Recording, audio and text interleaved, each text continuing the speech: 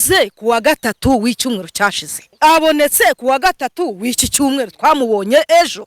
Ariko mu bamuteruye nijoro narindimo, baramufashe bamukuraho iri josi, bararifashe bariteruramo, amaze kuriterura bafata n'iki kirenge cyaha baragikata. Ibi ni ubunyamaswa ni n'ubupyisi. Igitondo twabyutse dushakisha, n'ubu tuvuye gushakisha hirya no hino, uwo mutwe twawubuze. Wari umaze iminsi afunzwe akurikiranyeho kwica no akamuca umutwe. Muri iki gitondo rero yagerageje gutoroka polisi ya Huye mu murenge wa Ngoma habereye biteye ubwoba byarishije abanyarwanda benshi cyane.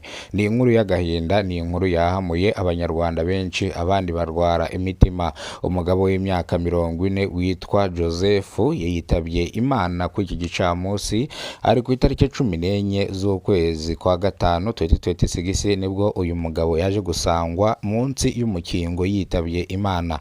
Umuturage wabonye uyu murambo yaragiye guhinga nkuko bisanzwe umuceri hano mu Kabande, aza gusanga uyu mugabo yitabye Imana. Ni inkuru yahamuye imitima ya benshi, ni inkuru yarishije abanyarwanda benshi cyane. Ubugenzacyaha bwataye muri yombi batatu bakekwaho icyaha cyo kwabishe uyu mugabo ndetse akicwa urupfu rubi cyane, dore ko bamuteraguye icyuma mu izosi ndetse no ku mutima, birangira uyu mugabo bamukuyemo umwuka. Uyu mugabo yari afite umuryango w'abana 2, nawe wa gatatu n'umugore wa 4, none akaba yishwe ku iki gicamunsi. Ni ku itariki zisanga 14 z'ukwezi kwa gatanu 2026 nibwo yaje kuhaburira ubuzima. Ubugenzacyaha bwataye muri yombi batatu bakekwaho icyaha cyo kwabishe uyu mugabo bakamwica urupfu rubi cyane. Abaturage babonye uyu murambo bavuga yuko bari bagiye guhinga umuceri mu Kabande, barangije babona ikintu kiryamye munsi y'umuhanda, ariko babanje kubona inkweto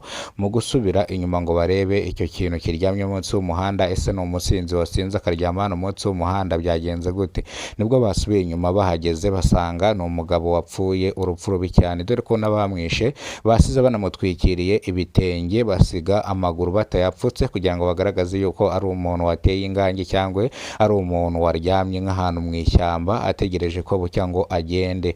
Uyu mugabo rero yapfuye ku iki gicamunsi, apfa urupfu rubi cyane. Umuryango wa nyakwigendera usigaye mu gahinda n'amarira. Umugore we avuga yuko yaryaga cyangwa n'abana baryaga ari uko uyu mugabo yakoze, kandi ikindi abana babo bigaga kubera ko uyu mugabo yakoze akagura amakayi. Umugore nta kazi agira, bivuze ngo umugabo niwe wahahiraga urugo, ariko kugeza amagingo ngaya byabaye ibisosi. Kuva umugabo we yapfa yahise ajya muri koma, ariko yavuze aya magambo ahita ajya muri koma. Avuga yuko asaba ubufasha kubera yuko abana bagiye kwicwa n'inzara, abana bagiye kuva mu ishuri ndetse nawe agiye kwicwa n'inzara, dore yuko ngo umuryango uyu mugabo akomokaho utanakunda uyu mugore babanye, uyu umuryango w'uyu mugore umuryango w'uyu mugabo udashaka uyu mugore. Urumva ko babanye umuryango wo ku mugabo urwanya uno mugore, ntago bashakaga ko uyu mugore abana n'uyu mugabo. Rero akaba asaba inzego z'ubuyobozi akazisaba ubufasha, ariko umuyobozi w'akagari, ndavuga gitifu w'akagari, yavuze ko abari bukore uko bashoboye kose uyu muryango wabuze uwabo bakamufata mu mugongo kandi bakamushyigikira. Bamwe mu baturage harimo abitanze bavuga yuko bazaba hafi y'umuryango, kandi ikindi bazakomeza kwishyurira bano bana.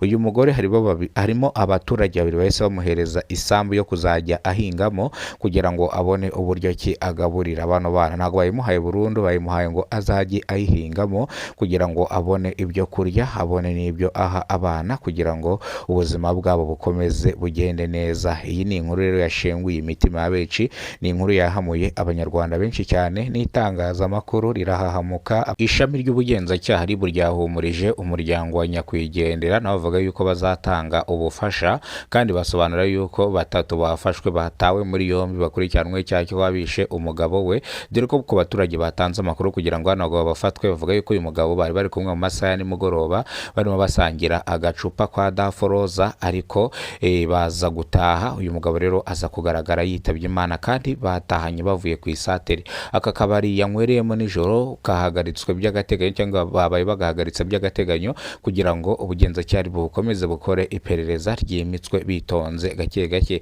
Nyirakabari avuga yuko uyu mugabo yavuye mu kabari mu masaha ashyira saa 12 z'umugoroba niyongera kugaruka mu kano kabari, bityo rero we naho ahuriye n'urupfu rwiwe, bivuze ngo abamwishe naho ahuriye nabo, ahubwo bakeke bano bagabo basangiraga uko ari batatu. Nyiri kano kabari yahise atanga amakuru avuga yuko bano bagabo batatu basangiraga, bano bagabo batatu rero bahita bafatwa batabwa muri yombi. Mu ijwi rirambuye bavuga yuko umugabo ari inshuti yabo batakwigera bakora ikosa ryo kuba bamuvutsa ubuzima, ariko ibingi ubugenzacyaha rero rwabiteye ibyatsi, ntago byemeye ibyo bano bagabo bafashwe bakekwaho icyaha cyo kwabisha nyakwigendera barimo bireguza bavuga.